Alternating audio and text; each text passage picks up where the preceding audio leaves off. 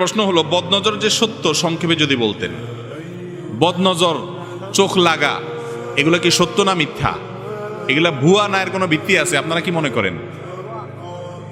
ভুয়া। স্টেজ থেকে অনেকে বলেছেন, আপনারাও বলছেন, কিন্তু আওয়াজ তো আসতে কেন? কেউ কারোর দিকে বদনজর এ তাকাইলে তার ক্ষতি হয়, হ্যাঁ? এই বদনজর বা নজর লাগা, চোখ লাগা যেটাকে আমরা বলি, এটা কি ভুয়া না এর কোনো ভিত্তি আছে? নারায়ে তাকবীর, সব ভুয়ার পক্ষে। আপনাদের উত্তরটা ভুয়া। বরং সঠিক হলো যে বদনজর সত্য, বদনজর সত্য। মজা করছি, আপনারা আবার রাগ করেন না যে আমাদের উত্তরে ভুয়া বলছে কেউ, তাহলে জিজ্ঞেস করছে কেন? ভাই, বদনজর এই ব্যাপারে নবী করিম সাল্লাল্লাহু আলাইহি ওয়াসাল্লামের হাদিসে আসছে, আল আইনু হাক্কুন। চোখ দিয়ে মানুষ অনেক সময় কিছু দেখা রাক্ষসের মতো তাকায় থাকে, চায়া থাকে, মনে গিলা ফেলাবে এমন একটা ভাব। এরকম রাক্ষসে ভাব নিয়ে, ওরে বাবারে কেমনে এত সুন্দর হয়, আরে বাবারে কেভাবে এত ভালো হলো, এই যে রাক্ষসে ভাব নিয়ে দেখে, এটাকে নজরে হাসেদ বলা হয়, হিংসুকের নজর। মানে এটা কেন এত সুন্দর হলো, কিভাবে হলো, সে বরং এটাতে আশ্চর্য হয়ে ওইটার ক্ষতি চায়, অকল্যাণ চায়। এর মাধ্যমে ওই বস্তু বা ব্যক্তি ক্ষতিগ্রস্ত হতে পারে।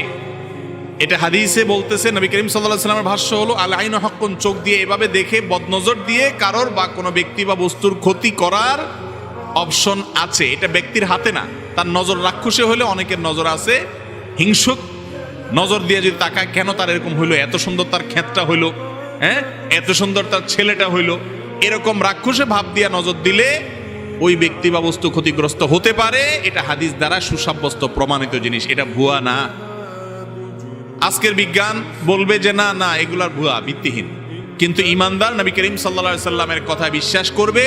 বিজ্ঞান আজকে যেটাকে ভিত্তিহীন বলতেছে, হয়তো বা 20 বছর পরে কোনো গবেষক আবিষ্কার করে ফেলবে, হ্যাঁ এর অস্তিত্ব খুঁজে পাওয়া গেছে। আমরা এর আগে বহু জিনিস দেখছি, বিজ্ঞান একসময় অস্বীকার করছে, পরে আসা ঠিকই স্বীকার করছে।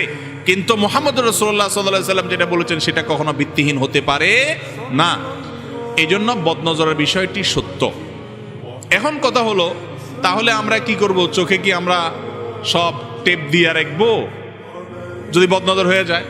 উত্তর হলো, কোন বস্তু, কোন ব্যক্তি, একজনের ছোট শিশু আনছে, আপনি দেখে বলতেছেন এত সুন্দর, এটা দেখে আপনার কাছে খুব অবাক লেগেছে, আপনি খুব আশ্চর্য হয়েছেন, সাথে সাথে আপনি যদি তাবারাকাল্লাহ পড়েন, মাশাআল্লাহ বলেন, মাশাআল্লাহ তাবারাকাল্লাহ বলেন, ইনশাআল্লাহ এই নজরে তার কোনো ক্ষতি হবে না, হাদিসে আসছে।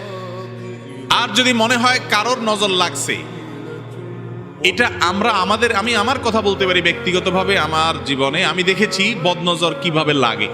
একজন মানুষ, সে একটা মন্তব্য করছে এবং তার নজর লাগছে, সে খুব আশ্চর্য হয়ে তাকাইছে, রাক্ষসের মতো তাকাইছে, এরকম মনে হয়েছে, ঠিকই পরবর্তীতে ক্ষতিগ্রস্ত হয়েছে। বাচ্চাদের ব্যাপারে এটা একটু বেশি হয়, অন্যদের ব্যাপারেও হয়। এই বদনজর যদি লেগে যায়, কথার কথা, উনি আমার কোনো একটা জিনিস দেখা খুব বেশি অবাক হয়ে, আশ্চর্য হয়ে, রাক্ষসের মতো চায়া রইছে, নজরে হাসেদ বা হিংসুকের নজর দিয়া দেখছে, তখন এর মাধ্যমে যদি আমি ক্ষতিগ্রস্ত হই, কথার কথা আমার অসুখ হয়ে গেল, সুন্নাত হলো ওই ব্যক্তির কাছ থেকে পানি পড়া নেওয়া। সে পানি পড়া নেওয়া মানে হলো তার শরীর ধোয়া পানি, সেটা হাত ধোয়া পানি হতে পারে, মুখ ধোয়া পানি হতে পারে, কোন একটা পানিতে সে আঙ্গুল চুবাই দিতে পারে। যদি সেই সুযোগ না থাকে, আবার পানি নিতে গেলে মাইর দিবে যে তুমি আমার পানি নিতে আইছো কেন, আমি কি দোষ করছি? তাহলে সেক্ষেত্রে সেই যে জায়গা বসে, ওই জায়গা মুছে, ওইটা ধুইয়া সেই পানি ওই যার নজর লাগছে তার শরীরের উপরে ঢাইলা দিলে, গোসল করাই দিলেন, এতে বদনজর দূর হয়। এটাও হাদিস দ্বারা প্রমাণিত। অনেক কিছু আছে ইসলামের স্পিরিচুয়াল দিক, আধ্যাত্মিক দিক, যেগুলার বাহ্যিক কোনো কুলু আপনি খুঁজে পাবেন না, ঠিকই তার একটা বাস্তবতা আছে।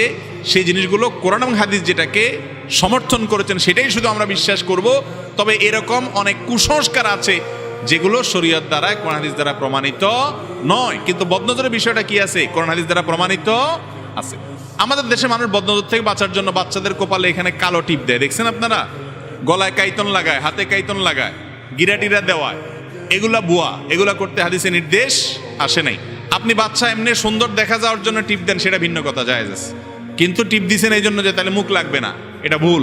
ক্ষেতের মধ্যে অনেকে দেখবেন যে ওই যে মাটির পাতিলের তলাতে কালি লাগাই দিয়া ঝুলায় রাখে, কেন জানে? বদনা না লাগে। কেন করে এটা? এই জন্য করে যে ক্ষেতের ফসল দেখা তার খুশি হয়ে আসে, রাক্ষসে ভাব নিয়ে তাকাবে, বদনজর দিবে, গিলে ফেলবে, খাই খাই ভাব নিয়ে তাকায় থাকবে, এটা যেন করতে না পারে এই জন্য ওই পাতিলের তলায় কালি দিয়া যে তুই কালি দেখ, কালি দেখলে আর তোর আশ্চর্য লাগবে থেকে মুড নষ্ট হয়ে যাবে, বদনজর দিতে পারবে না। এ হলো আমাদের বুদ্ধি, কিন্তু এটা হাদিসে বলা হয় নাই। আরে ভাই ওইটা সে দেখে মুড নষ্ট হবে, এরপর আপনার ধান খেতে ধান সুন্দর দেখে আবার সে আপনার এমন কথা বলতে পারে বা এমন ভাবে তাকাইতে পারে যে বদনজর লেগে গেছে। এটা ভুল। অনেক সময় দেখা যায় হাড্ডি ঝুলায় রাখে, দেখছেন নি আপনারা, গরুর হাড্ডি, চোয়ালের হাড্ডি ঝুলায় রাখে যে বদনজর না লাগে। এগুলোর সব আমাদের মন গড়া। বদনজর সত্য ঠিক আছে, কিন্তু বদনজর লাগলে কি করবেন সেই পরামর্শ হাদিসে দেওয়া আছে। বুদ্ধি হলো আপনার খেতে মাশাআল্লাহ তাবারাকাল্লাহ লিখে ছোট ছোট কয়েকটা সাইনবোর্ড লাগাই দেন পুরা ক্ষেতের মধ্যে। যদি খেতে মানুষের বদনজর লাগবে বলে মনে হয় এটা লাগাই দেন। এটা লাগাই দিলে ওই লোক যদি ওইটা পড়ে তাহলে এরপরে সে যতই তাকাক বদনজর লাগবে না। কথা কি বুঝাতে পারছি? আল্লাহ তাআলা আমাদের তৌফিক দান করুন। আমরা অনেক সময় দেখা যায় নতুন গাড়ি কিনছে, হুজুর আইনা, আমরা অন টাইমে বিশ্বাসী সব, এখন লং টাইমে আমরা বিশ্বাসী না। হুজুর আনছে, হুজুর বসেন, কতম প্রথম পড়ে ট্রাক, নতুন ট্রাক কিনছি, পয়সা দোয়া দরুদ করে দিয়ে যান, শেষ, আর বদনজর লাগবে না, একবারে শেষ করে ফেলছি। না ভাই, এটা সিস্টেম না। ট্রাকের গায়ে মাশাআল্লাহ তাবারাকাল্লাহ লিখে দেন এবং বদনজরকারী যাতে দেখে ওইটা একটু পড়ে, ওইটা একবার যদি সে পড়ে যতই তাকাক বদনজর লাগবে না। তাহলে বদনজরের বিষয় আমাদের পরিষ্কার হয়েছে তো ইনশাআল্লাহ।